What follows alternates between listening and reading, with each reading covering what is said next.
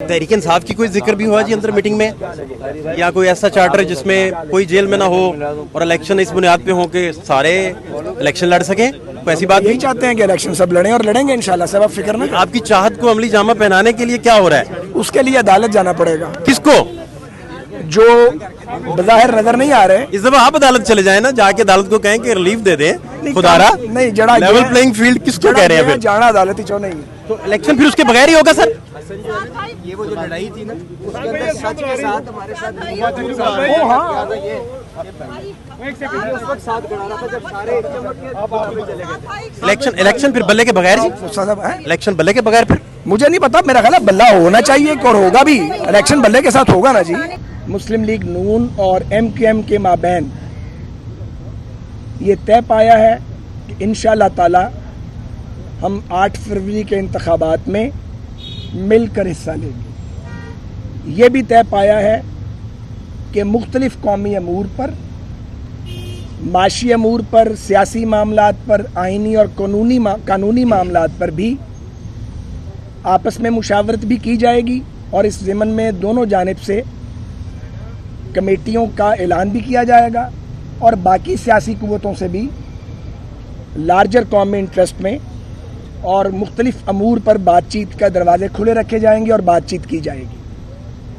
इसी तरह आप इस ऐलान को सुन चुके हैं कि पाकिस्तान मुस्लिम लीग नून के कायद जनाब नवाज शरीफ और सदर शहबाज शरीफ साहब ने अपनी पार्टी लीडरशिप से मशवरे के बाद बशीर मेमन साहब को पाकिस्तान मुस्लिम लीग नून सिंध का नया सदर नामजद किया है, मुकर्रर किया है और जनाब शाह मोहम्मद शाह साहब को मरकज़ी नायब सदर मुकर्रर किया गया है।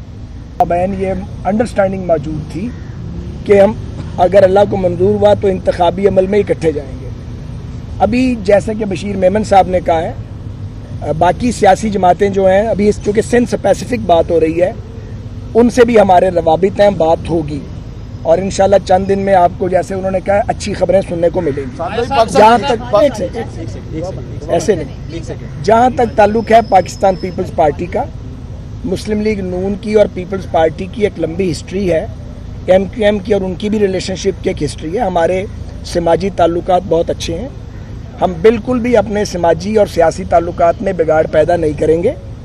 यही वजह है कि हमारे पास दोस्त जो पीपल्स पार्टी के हैं, उनकी जानिब से कुछ फायर वर्क्स वगैरह होते रहते हैं, हम कोशिश करते हैं उसका जवाब न दिया जाए।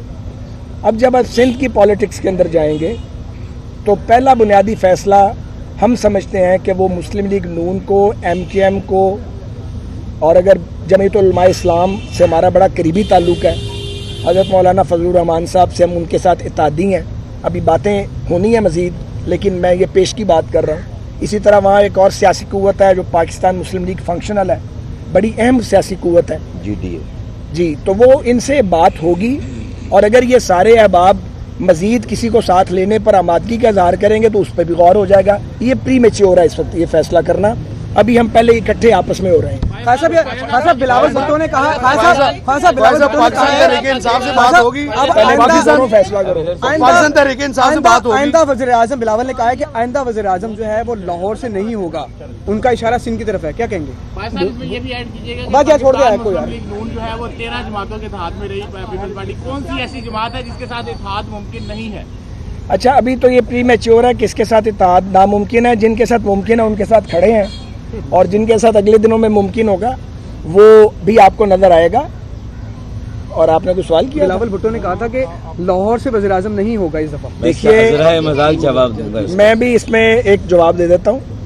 गुजारिश ये है कि हम बिलावल साहब को कुछ कहने से रोक तो नहीं सकते, वो एक आज़ाद आदमी है, जो चाहे करें।